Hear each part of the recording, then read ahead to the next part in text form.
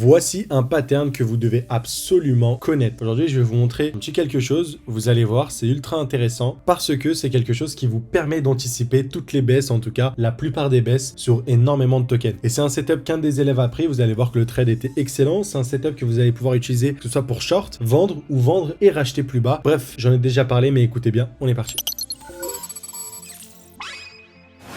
On se retrouve sur notre ami RLC. Du coup, c'est un projet quelconque. Là, ce qui nous intéresse, ce n'est même pas la fondamentale, c'est bien évidemment l'analyse technique. Vous vous rappelez, ce dont je vais vous parler, c'est bel et bien la distribution. Donc, je vais vous la simplifier tout simplement, ok? Et vous allez le voir ici. Une distribution, c'est un pattern de la sorte. Donc, c'est un peu, vous pouvez un peu l'identifier si vous faites du chartisme, comme une épaule, tête-épaule, un double top, triple top, etc.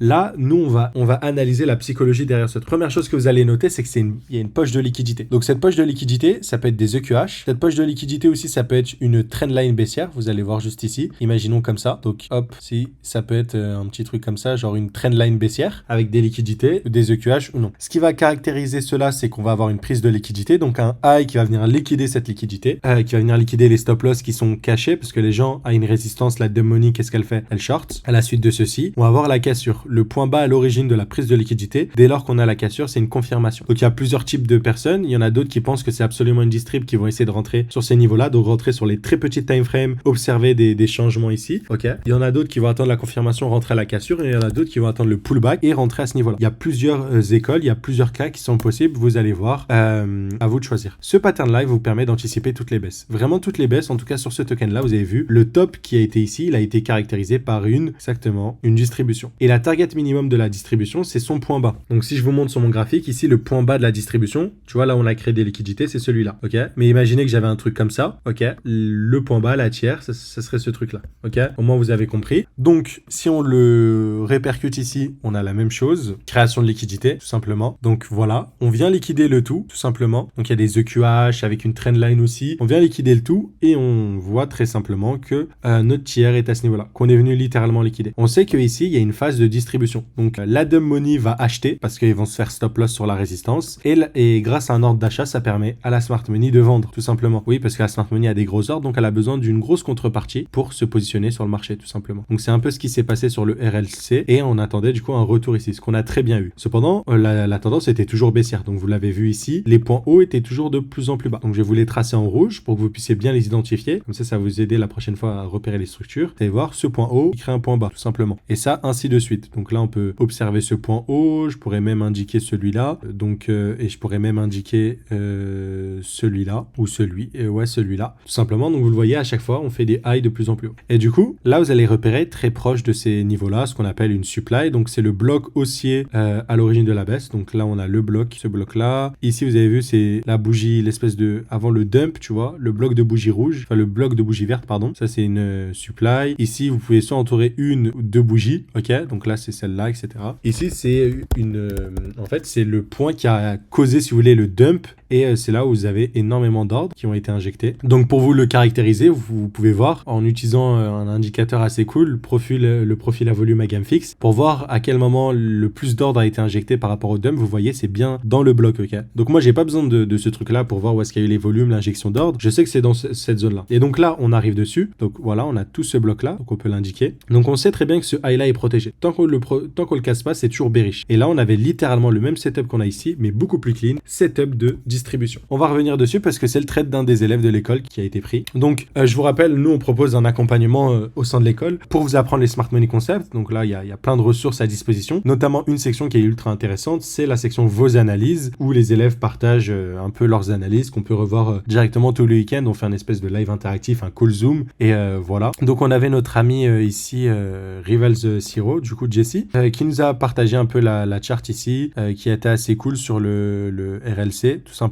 Donc, il fait la description de chaque time frame et il dit que là, voilà, on a une accumulation, etc. Et puis là, il nous dit, ici, on a une supply en 6 jours. Et ici, on a une zone de QL. Donc, on a une zone à venir liquider et en plus, une supply en 6 jours, ce qui est ultra intéressant. Donc, on descend sur la time frame et vous le voyez, voilà. Il a littéralement dessiné ce qui s'est passé sur la chart, ce qu'on avait ici, mais un peu avant. Il l'avait vu, il savait que ici, on avait un potentiel pattern de distribution parce qu'on était dans une supply et c'est un trade qu'il a du coup pris et il a bien noté les EQL, c'était sa target. Donc là, c'était l'analyse. analyse qu'il a eu, ok, le 30 mai 2024. Très récemment, il nous a posté le résultat. Du coup, il est rentré à la cassure, ce dont je vous parlais. Voilà, il est rentré à la cassure, il a bien placé son stop loss ici et il est venu target les EQL, ce qu'il a exactement eu, ce qui lui a fait un énorme setup. Il a bien indiqué la tier, donc la target minimum. La tier a été liquidée, il a bien mis son stop loss break even, ok, parce que en gros, quand on a une distribution, lui, sa target c'était ça. Mais la target minimum qu'on va avoir sur un pattern de distribution, minimum, c'est liquider la tier. Et dès la liquidation de la tier, on peut avoir un changement de structure, ok. Pour lui, on allait chercher les EQL, donc c'est pour ça qu'il a visé, mais il a bien eu la gestion du risque qu'il fallait et il est rentré à la cassure dès qu'on a cassé un point bas. Donc en gros, si je vous le montre sur la LTF, c'est que là, c'était un peu haussier et dès qu'on a cassé ce point bas là, si vous voulez, le point bas à l'origine tout simplement de la prise de liquidité, c'est là où il est sorti. Et du coup, c'est un très beau pattern de distribution qui a été exécuté et que vous allez pouvoir voir à de multiples reprises. Si jamais ça vous intéresse d'apprendre les smart money concepts, ce que je vous invite à faire, c'est réserver un appel. Vous pouvez réserver un appel dans la description, 15 minutes, c'est totalement gratuit et on vous présente un peu l'accompagnement et on voit si vous êtes un profil adéquat, ok. Et si jamais ça vous intéresse, si vous êtes motivé pour devenir indépendant un peu sur votre analyse technique, que ce soit pour investir, mais même trader au quotidien, c'est une stratégie qui convient à tous, n'hésitez pas, c'est une solution qu'on propose. Donc profitez de l'été, profitez du temps libre qu'il va avoir pour essayer de vous former et de devenir quelqu'un qui peut anticiper ce genre de mouvements, qui peut protéger ses gains. Imaginez que je sois investisseur sur ce truc-là, voilà. Donc on n'hésite pas, tout simplement, c'est tout dans la description. Donc voilà, je vais terminer par rapport à ça. Sur le RLC, c'est un très joli setup de distribution. Et vous l'avez vu, hein, si vous suivez la chaîne à de multiples reprises, on en a parlé plein de fois. Donc on l'a eu, que ce soit sur n'importe quel altcoin, et c'est un peu la stratégie qu'on a au sein de l'école avec le portefeuille qu'on suit. Donc si vous voyez dans le Discord, en fait, voilà, on a un portefeuille au sein de l'école et on fait un suivi. Donc bon, il y a 20 crypto-monnaies dedans. Je sais pas, j'en ai déjà partagé certaines, mais je partagerai pas tout. On fait du coup des analyses toutes les 2 semaines. Voilà. Est-ce que cette zone, elle est intéressante pour l'achat? Est-ce que c'est une zone intéressante pour revendre? Ou est-ce qu'on pourrait racheter? On analyse un à un. Voilà, à fréquence de une fois tous les 2 semaines à peu près. Donc à suivre, c'est quelque chose aussi que vous avez en plus quand vous rejoignez l'école. C'est un portefeuille qu'on a commencé avec 600 €. Je vous rappelle qu'on a réussi à monter autour des 20 000 $. Ceci étant dit, du coup, ce qu'on avait partagé une fois à nos élèves aussi, c'était une distribution sur le Theta qui nous a permis de le racheter plus bas. On a acheté le bottom sur le Theta, le bottom. On a acheté la demand, l'accumulation ici, tout simplement. On est venu viser une belle performance et après, au niveau de la distrib à peu près, on est venu chercher quand même moins de 30%, donc pour acheter beaucoup plus de Theta. Donc voilà, c'est quelque chose que je vous invite à regarder, tout simplement. Mais voilà. Et si vous vous rappelez, je vous ai même fait l'intervention sur le Métis, le Injective. C'est un pattern qu'il vous faut au quotidien, vraiment. Donc vous allez voir, je vous prends le cas de Phantom, ça va pas toujours être le cas. Là, sur Phantom, tu vois, la distribution est pas très claire en réalité. Si je regarde peut-être sur de la low time frame, peut-être qu'on avait quelque chose, mais non. Vous voyez ici, le pattern n'était pas ultra clean. Donc voilà. Mais si jamais vous avez un pattern comme ça, vous savez exactement ce qui va se passer. Je vous prends le cas du Arweave, tout simplement. Le Arweave, je vais vous montrer ici. Donc je vais mettre en daily, ça va être beaucoup plus cool. Et vous allez voir ici le Arweave, voilà, joli setup de distribution. Et c'est pas des EQL parfaits là, c'était plus une trendline. Et du coup, le point bas de ce truc là, c'est sûrement ça qu'on va venir liquider. Donc il y a de fortes chances qu'on vienne liquider ce niveau là, tout simplement. Donc voilà, c'était un petit rappel que je voulais vous faire pour vous montrer un peu autour des setups d'accumulation, de distribution, comment ça fonctionne.